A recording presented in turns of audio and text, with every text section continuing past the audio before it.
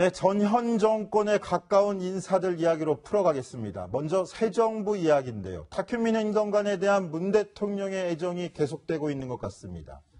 그제 청와대에서 열렸던 100대 국정과제 대국민 보고대회 기억하실 텐데요. 탁현민 행정관이 기획했다는 이 행사에 대해 어제 문재인 대통령 칭찬을 아끼지 않았었죠. 우선 그 대목부터 다시 들어보시겠습니다.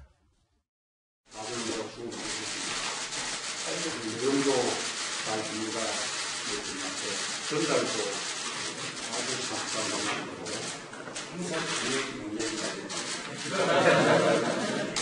공공구동 나오는 아니라 누가 실수했다. 네, 문재인 대통령이 직접 산뜻한 방식이었다라고 칭찬하는 모양입니다. 자, 이현수 기자. 네. 저게 탁현민 행정관 이름을 올리지 않았지만 문재인 대통령이 저런 공식적인 자리에서 카메라들까지 앞에 있는데 산뜻한 방식 칭찬했습니다. 그렇죠. 탁현민 행정관 계속 유임시키겠다는 의지 표현일까요? 뭐 저 행사 자체가 이제 탁현민 행정관이 정권을 쥐고 준비를 했다고 알려져 있었는데요. 뭐 그리고 그날 행사 끝난 뒤에도 형식이 매우 좋았다. 좀 소통하는 형식이고 지금 스티브 잡스 형식으로 매우 분위기가 좋았다라는 칭찬이 있었는데 그 다음 날 대통령이 공개적인 자리에서 행사가 산뜻했고 다른 인사도 기획이 좋았던 것 같다라면서 약간 쐐기를 박은 겁니다. 그러니까 탁현민 행정관에 사실 공개적으로 칭찬을 한 셈인데요. 그런데 대통령이 이 행사를 칭찬한 지 하루 만에 반전 사건이 알려졌습니다. 청와대가 상영했던 그 영상 속에 그 비밀이 숨어 있는데요. 시청자 여러분들도 한번 보시면서 찾아보시기 바랍니다.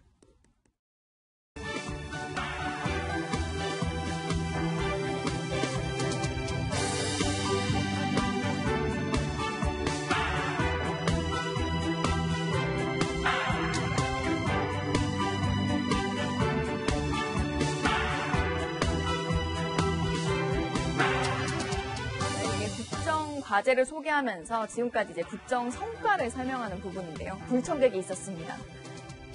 지금 화면에 살짝 지나갔죠. 1조 2천억 원을 들여서 만들었던 한국형 기동헬기 수리온입니다. 수리온 소식은 사실 최근에 저희도 보도해드린 적이 있는데요. 방산 비리 척결에 이제 문재인 정부가 나서면서 문재인 대통령이 사실상 이적행위라고까지 했었는데 감사원 감사나 뭐 검찰 수사가 들어간 부분도 있고 대표적인 방산 비리의 전형으로 낙인이 찍힌 헬기죠. 이 수리온 헬기가. 그러니까 사실 이 행사에 전혀 초청받지 않은 헬기였는데 이 영상에 한 2컷 정도가 들어가 있었던 겁니다. 그래서 실제로 행사에 약간 오게티다라는 지적들이 나왔습니다. 야권에서 이런 실수를 그냥 넘길 리 없겠죠. 전진영 국민의당 비상대책위원 목소리 들려드리겠습니다. 문 대통령은 보고대회를 마친 후 탁 행정관을 칭찬했고 이 내용은 언론 보도로 이어졌습니다. 대통령 스스로 이적행위로 지목한 영상 속 수리온조차 알아보지 못한 채 탁 행정관을 칭찬했다는 뉴스는 국민을 아연실색하게 만들고 있습니다. 자, 문재인 대통령이 직접 나서서 이적행위 방산비리다 그렇게 꼽은 얘가 바로 수리온 헬기였는데 저 수리온 헬기를 모범 사례인 듯이 저렇게 영상에 넣을 수 있느냐 이렇게 꼬집은 비판의 목소리입니다. 자, 그래 강병규 기자. 네. 저런 비판에 대해서 청와대가 또 바로 해명하고 나섰다면서요. 예, 그렇습니다. 뭐 청와대는 일단 어제는 첫 번째로는 일단 짧게 지났기 때문에 제대로 확인을 하지 못했다라면서 실수를 좀 시인을 했고요. 오늘은 이 문제의 영상은 의전실이 아니라 국정기획자문위다라고서 우리 채널A 취재진에게 밝혔습니다. 사실 이 해명이 왜 나왔냐면 바로 이 국정보고대회가 이 기획과 진행을 총괄한 사람이 탁현민 행정관이다라고 이미 기사가 나온 적이 있었기 때문입니다. 물론 이 방금 의전실이 아니라 국정기획자문위에서 만든 거다라는 그 대목에서 탁현민 행정관의 이름은 나오지 않았지만 탁현민 행정관이 직책이 행사 의전 행정관입니다. 그렇기 때문에 이 의전실 소속이기 때문에 탁현민 행정관이 직접 이 영상을 제작하지 않았다라는 걸 좀 애둘러서 다시 해명을 한 건데요. 사실 이게 뭐 말바꾸기다 뭐다 이런 얘기가 나오는데 좀 더 구체적으로 이 뜻을 좀 해석을 해보면 청와대 뜻은 이 행사의 전체적인 뜻, 행사의 순서, 뭐 누가 참석할 것인가에 대한 문제, 좌석 배치의 문제는 탁현민 행정관이 진두지휘했지만 이 영상은 그러니까 탁현민 행정관이 만들지 않았다라는 뜻입니다. 네, 이렇게 청와대까지 나서서 탁현민 행정관 한 명을 이렇게 옹호해주고 문재인 대통령도 산뜻한 진행이었다고 칭찬해 준다면 누가 이를 못할지 참 궁금합니다. 칭찬은 고래도 춤을 추게 한다는데 자, 그런데 박지원 변호사 네. 이런 와중에 고공행진하던 문재인 대통령의 지지율에 좀 빨간불이 들어왔다라고 하는데 좀 빨간불 같지 않아 보이긴 한데 네. 전주 대비 지지율이 6%포인트가 떨어졌어요. 그렇죠. 74%로 많이 푹 떨어진 네. 양입니다. 아마 결정적인 요인은 최저임금 관련된 것 같습니다. 최저임금 금액을 많이 올리다 보니까 자영업자들이 좀 많이 반발하는 양식이고요. 학생들은 또 좋아해요. 네네. 그렇지만 학생보다는 어떤 부정하는 자영업자가 많다 보니까 그게 전반적으로 봤을 때는 6%포인트가 떨어진 게 아닌가 이렇게 추측이 되는데 이제 이게 추세가 문제입니다. 6%가 뭐 회복된다면 큰 문제가 없는데 계속 악화일로로 간다 그러면 아마 이 문재인 대통령의 어떤 개혁이라든지 이 스타트가 너무 많은 국정을 챙기려고 하는 게 아니냐 이런 얘기가 지금 나오고 있고 지금 뭐 이거는 일시적인 부분으로 보기 때문에 큰 문제는 없지만 앞으로 추세가 약간 떨어진다 그러면 그런 부분을 한번 더 체크를 해봐야 되지 않을까 이렇게 보입니다. 근데 뭐 저는 지난 정권의 지지율이 아주 그냥 급전 낙하하는 거를 너무 많이 봤기 네. 때문에 근데 지금 문재인 대통령 뭐 낙하했다 그러지만 추락했다 그러면 70%대면 뭐 이거 국정 운영하는데 뭐 탄탄한 지지율이라고 보이고요. 자, 이런 문재인 대통령의 뜨거운 국정 운영 지지도 뒤에는 과거 정권과 그렇게 지지율이 떨어졌던 과거 정권과 차별화하는 전략이 굉장히 신경을 많이 작용한 것 같습니다. 이런 부분에 또 이런 특징을 드러내볼 수 있는 부분이 채널A 단독으로 취재가 됐다면서요. 네, 그렇습니다. 우선 제가 자세하게 설명해드리기 전에 영상을 먼저 보여드릴 텐데 이해가 빠르실 것 같습니다. 영상 속에 등장하는 장소를 주의 깊게 봐주시면 좋을 것 같습니다. 한번 보시죠. 이게 아직 시작을 안 했네요. 작업을. 아, 이게 돈이 많이 들어요. 아마 앞에 누군가가 흰개미가 가가 먹으니까 그거를 막으려고 리서치를 한 모양인데 나무 전문가들 말에 의하면 나무가 공기가 통하지 않으면 더 빨리 부식된대요. 그 니스가 공기를 차단하기 때문에 나무에 굉장히 해롭다는 건데 그러고 보기도 안 좋아졌고. 그러네요, 고기가. 네, 이제 칠했던 게 막 떨어지고 막 그러니까 한 10년 사이에 진짜 정말 막 굉장히 노후된 이제 원 목재 색깔이 나오면 오히려 굉장히 멋진데 처음에 막 칠했을 때는 혹시 좋아 보였을지 모르겠는데 지금 사람 안 사는 집처럼 네, 지금 보신 영상의 장소가 상춘제라고요. 이제 국빈급이 오면은 거기서 이제 대접을 하는 그런 장소입니다. 이제 그런데 뭐 정확히 좀 말씀드리면 정치부 최재원 기자, 청와대 출입하는 최재원 기자의 단독 기사로 메인 뉴스에도 나올 텐데요. 자, 이 상춘제가 10여 년 전에 니스칠을 했는데 저 영상 보시는 것처럼 니스가 벗겨지면서 나무가 상당히 많이 훼손된 상태였습니다. 그런데 문재인 대통령이 이 상춘제를 다시 보수를 하겠다는 겁니다. 그런데 이제 보수를 할 때 니스칠을 바르면서 목재를 훼손하는 게 아니라 일단 천연 재료를 사용해서 보수를 하겠다라는 얘기입니다.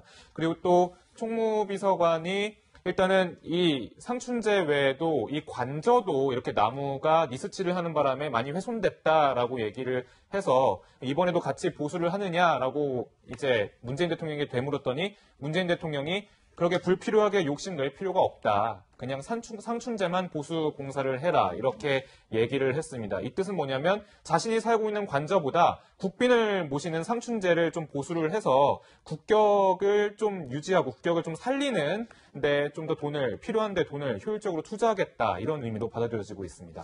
하필이면 상춘제 앞에서 4당 대표 회동을 먼저 갖기로 하고 하필이면 여당 대표인 추미애 대표가 와서 그런 부분에 관심을 드러내고 하필이면 전 정권 9년 동안의 문제점을 지적하면서 상춘제를 설명한 거. 박지원 변호사 네. 차별화로 보이십니까? 당연합니다. 이미지입니다. 상춘제의 이미지가 분명히 있습니다. 1월 달에 박 전 대통령이 기자들을 불러놓고 지금 보면 변명화의 자리가 그렇죠, 상춘제였습니다. 또 정규제 TV라는 그 TV를 통해서 인터뷰했던 것도 상춘제. 그렇죠. 국민들이 봤을 때는 상춘제는 외국인의 어떤 외국 영빈들을 이렇게 모시는 자리인데 무슨 변명의 자리였다라고 생각이 들 정도로 상춘제가 그렇게 쓰여졌기 때문에 지금 문재인 대통령 입장에서는 상춘제를 완전 다르게 여야 대표도 부르고 또 가장 중요하게 조금 보수도 지시하고 그렇게 함으로써 국민이 느끼기에는 상춘제가 완전히 바뀌구나, 중요한 자리구나, 아마 그런 것들을 보여주기 위해서 어쩌면 가장 시급하게 추진하는 것으로 보입니다. 네, 박 변호사 말대로 출입 기자들을 상춘제로 불러 조목조목 자신에 대한 의혹을 해명했던 박근혜 전 대통령. 이날은 박근혜 전 대통령이 상춘제를 처음 사용한 날이기도 했었습니다. 그날의 목소리 한 대목 들어보시겠습니다. 다 누구나 사적 영역이 있고 또 그걸로 인해 가지고 무슨 국가 일을 하는데 국가에 손해를 입혔다거나 그런 적은 한 번도 없다고 저는 생각합니다. 근데 그거를 어떤 죄를 진 것도 아니고 완전히 엮은 겁니다. 그 누구를 봐줄 생각 이거는 손톱만큼도 없었고 제 머릿속에 아예 그게 없었어요.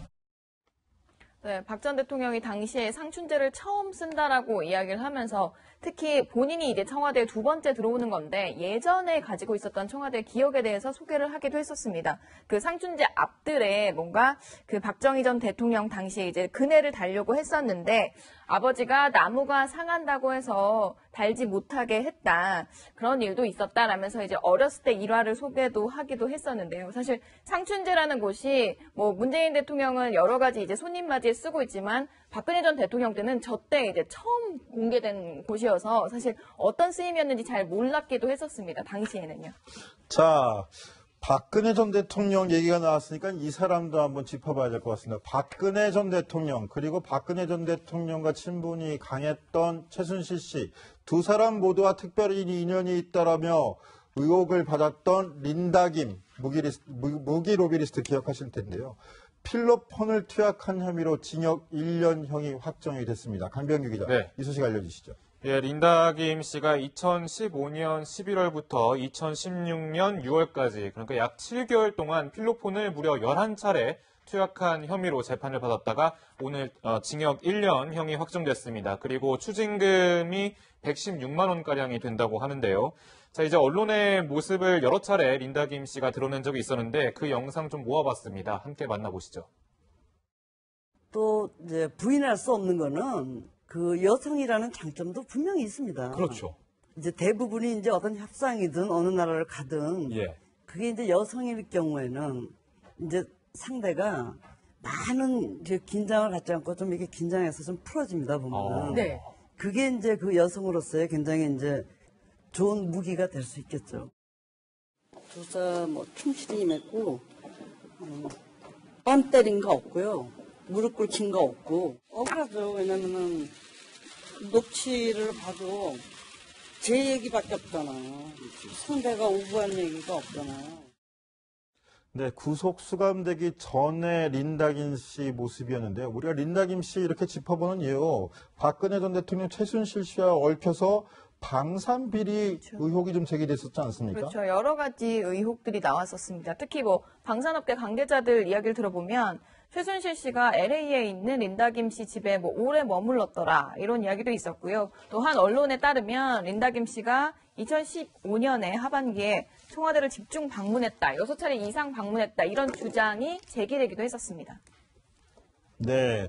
자, 특히나 특검이 무기거래 개입 의혹으로 린다김 씨 접견 시도하기도 했었는데 이 건도 더욱 커질 수 있겠죠. 아, 이거 좀 커질 것 같습니다. 카이에 지금 압수수색을 대대적인 압수수색을 한국항공우주산업 카이죠. 네, 카이에 했는데 관련해서 이제 하 사장이 있습니다. 그 그렇죠. 대표가 하성룡 사장이 지금 문고리 3인방 중에 한 명하고 친분 관계가 있고 조금 부적절하게 임명이 됐다는 정황들이 있습니다. 네. 문고리 3인방은 곧 또 최순실하고 연관이 됐고 최순실과 지금 린다김하고 관계 부분들이 계속적으로 의혹이 제기되기 때문에 압수수색 결과도 분석이 돼야 되겠지만 지금 특검에서 대질이나 조사를 한다는 거는 뭔가 조금 잡은 게 아닌가. 그래서 린다김의 진술을 들으려고 하는 게 아닌가 추측되는 부분이고 제2의 국정농단 사건이 될 가능성도 저는 있다 이렇게 봅니다. 저희 정치데스크도 카이, 한국항공우주산업 카이 압수수색 네. 처음 한 날 단독 보도로 이것이 박근혜 정부에 대한 첫 번째 사정수사가 될 것이다